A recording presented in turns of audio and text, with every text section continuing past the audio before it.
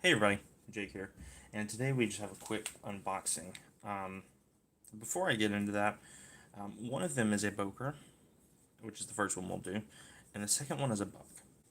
So I've had kind of mixed experiences with these two. The Boker, I've had three of them, and this is the only one that's stuck around. I really like it, but it certainly has its flaws. You can check out my video on it. I literally just posted it, but it's one of my favorite knives. On the other hand, this is the Buck Marksman. Cannot stand this knife. See if we can get it flipped. There we go. We got one. It has a few upsides, but most of it's just bad. However, despite that, there's a Boker and a Buck that have intrigued me a bit. So I went ahead and ordered those. So let's go ahead and take a look at those two. And we'll take a look at the Boker first. This is from Blade HQ. Let's see. And we will unbox it with my current favorite knife, which is the Medford Dress Marauder. Oh. It's so hard to do a middle finger flick under a... No, not, I'm gonna do it though. There you go. Just had to give a little wrist over the camera. I also asked for a Frankie bird drawing, but I believe they are just out of stock. So, fingers crossed on that one.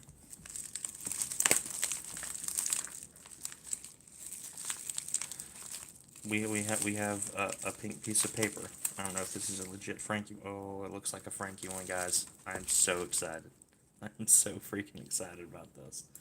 Hold on one second. Let me tune into the actual live stream myself so that I can see any of your comments that come up. Hello, person joining me there. And there we go. So let's see what Frankie bird drawing we got. I don't know this bird. He has a very long, slender knife though. So we'll say he's holding the Boker Urban Trapper Mini. Petite. I'm sorry. I literally just woke up. Boker Urban Trapper Petite. So that's pretty cool. I like that a lot. If you haven't checked out Birdshot IV, the YouTube channel, and you like knives, they're great. They're pretty funny.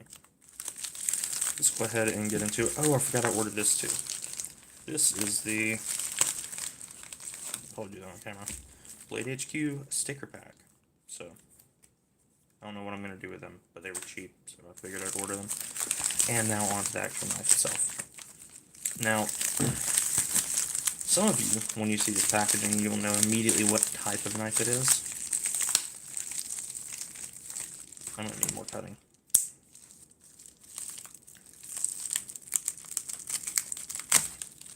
But it is the only color scheme of that knife that has ever interested me.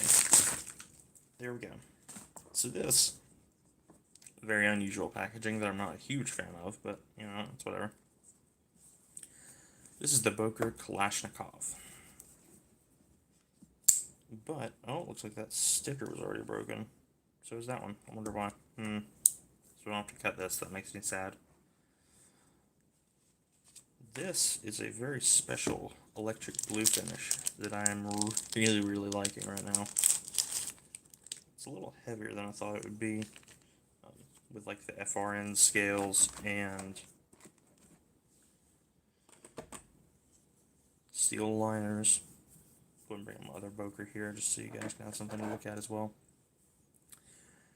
So I haven't picked up a Boker Kalashnikov. I'm not a huge fan of out-the-side automatics, but I figured I'd give another one a shot. I have found a couple lately that have somewhat interested me, so I figured I'd pick this one up. I really like the little decoration around the pivot. It says something. It literally just says Kalashnikov. And then I think it says the same thing in Cyrillic. I don't know if it's Russian or not. So yeah, this is like it's the electric blue finish. These literally just came out. I think they're to replicate kind of the Star Wars Microtech series, because there's a blue one, a red one, and a green one. I'm not a huge fan of Star Wars, but I will tell you if they put out a purple one, I'm going to buy it in a heartbeat. So yeah, electric blue hardware, including the clip. It appears to be just painted on, so I'm not sure about the long-term durability of this. But let's go ahead, because I heard these are pretty snappy little autos. Oh, they were not kidding. Holy crap, that kicks. Oh my gosh. You know, ergonomically, I gotta say, this clip, not liking it at all. But the rest of the knife is really, really good. Um, wow. And the jimping, I wish they'd place it forward just a little bit. Um, Maybe for the smaller hands, it won't be such a large issue for you. Let's see how easy it is to close, because that's one thing about the side-firing automatics always gets me. It's not too bad. It's not great, though. And if you're curious about these are like $45-ish, a little bit less actually, but with tax, about 45 bucks. And these are limited edition. I believe they're still available. Actually, let me check for you just real quick. I'll go ahead and fire this back out. I'll let you sit there and stare at that gorgeous blue color for a minute. It's almost like a Tiffany blue, which is one of my favorite colors. It's probably the reason I bought it. Let's see. Do they have any of them in stock?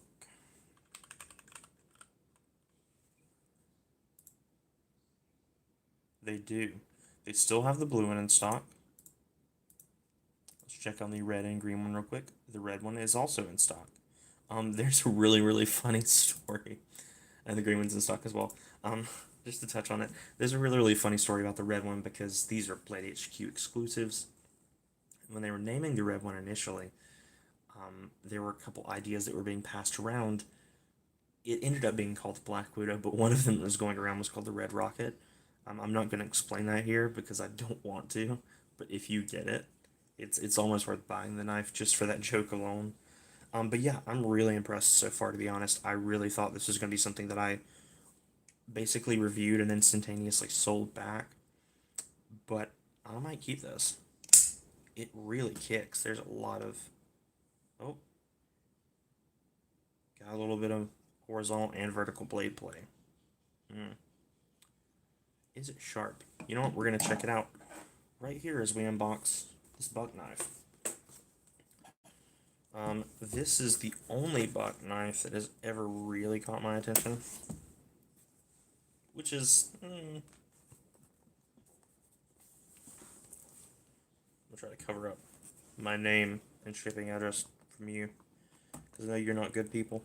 No, but this buck's the only one that's ever really caught my attention. A lot of their lineup really isn't aimed towards people like me.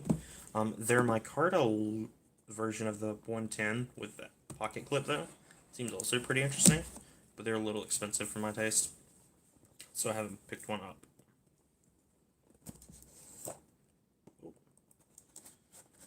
This is why you always cut towards yourself. Don't actually do that. That is a massive, massive safety issue. Do not cut towards yourself. Okay, let's go ahead and open this up. Are you kidding me? They got tape right here, man. Try to keep that away from the camera because I'm sure that click sound's getting a little annoying. Can't wait for the review of this thing. Just gonna be 10 minutes of me flipping this knife. I was lately part of a contest on Nick Shabazz's channel. Like, basically 50 YouTubers were entered into it, and they all were rated by viewers who view the channel. Not necessarily people that are subscribed to my channel or watch my content normally, but, you know. It's really funny. I don't think I've talked about this. If I have, I'm sorry. The areas where I ranked lowest, one of them I completely understood. The other one kind of hurt my heart and my soul, but it is what it is. So the first one that I ranked lowest on was actually the timing for the videos, and I completely understand that. I do try to keep things a little bit more concise, and it's hard to believe, but I do want to make sure to tell you guys all the information that I do have when you're going to go buy like a $500 pocket knife. I want you to know everything you can about that $500 pocket knife. And I know that you want a 3-minute video, and everyone in the world wants a 3-minute video, but for the people that are actually spending $500 on that pocket knife, I want them to know. Or the people that consider they may spend $500 on the pocket knife, I want them to know. And the other one, the other part where I ranked lowest was personality. They didn't like my personality, which this is not the packaging that I expected for this knife, because this is a special edition buck knife, but this is the exact same packaging that this awful Marksman came in. There we go. And there's a few things I like about this knife we'll go over in the review. Should be coming out whenever in the hell I decide to actually sit down and do a review on this awful thing. But there's a few things that I like about it that I'm really hoping you've carried over to here that I believe have. So let's go ahead and open it up. It doesn't look like there's any other packaging to hide it, so I'll just go ahead and show you. This is the SK Blades exclusive Buck Marksman Inferno. I don't know what to make of this knife initially. I like the black stonewash finish. The G10 is very slick. I don't know how that's going to do in hand. We're going to see. It's a little bit slimmer than I would have thought. A little bit slimmer than the Marks. Not the Marks. Have I been calling this the Marksman the whole time? This is the Buck Vantage. Okay. Sorry about that. This is the Marksman. This is the Vantage. So SK Blades, they do these limited edition runs of these buck knives, but with actually good materials. So for example, this one is G10, it's S35V in steel, hollow ground blade, and a really cool locking mechanism by G&G Hawk. This is my first knife in hand that was designed by them in any way, and I'm really, really excited because I love some of their work. So I'm excited to see how it was executed here. Initial impressions are pretty good. It's a pretty full-size knife. With the way it's shaped, I'm not sure how it's going to work ergonomically because the Vantage isn't super great in that aspect. But we'll see. Let's go ahead and flip it and I'll stop talking. That was a pretty good flip. So overall, it's a pretty large size knife. And ergonomically, I don't hate it. I'm guessing this is for actually closing the knife. Speaking of which, let's try to close this. I assumed I could get this one-handed pretty easily, but maybe not. Oh, yep, there we go. That was really smooth. Really, really good action on this. I keep wanting to close it with a liner lock, but that's not the opening or closing mechanism, rather.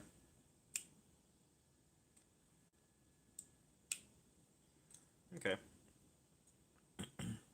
So this actually stays closed. If you look, there's a little bit of a hole right there. I'll kind of show you. And when it's closed, this back strap slots down in there. So this is a little bit difficult to open. That's actually your detent. That is the detent system. Now when it's opened, it locks in right here, so you can't close it. So pretty interesting. Honestly, fairly simplistic design up here. Down here is where it gets a bit more complicated. We're not going to go into that.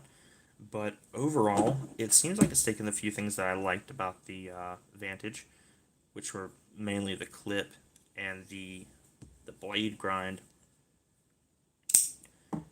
This is a hollow ground S35 VM blade. I will say there's a bit of a recurve that I didn't expect. I'm not a huge fan of that, but I'm not that worried about it. Overall, this is looking pretty nice. I'll have to carry it for a bit and see. And I keep dropping it shut on the table, which is not super fun. But yeah, so those are the two knives that I got in. Two very different knives in very different price ranges. But I look forward to reviewing them both. Anyway, I figured I'd do a live stream. Sorry if I seem a little tired. I literally had like 4 hours of sleep, so I'm going to go back to sleep now.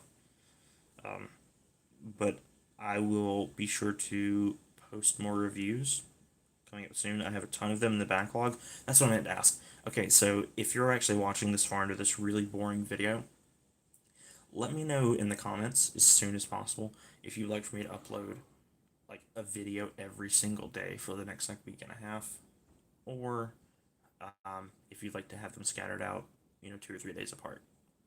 Anyway, thanks for tuning in, guys. I hope you all have a wonderful day.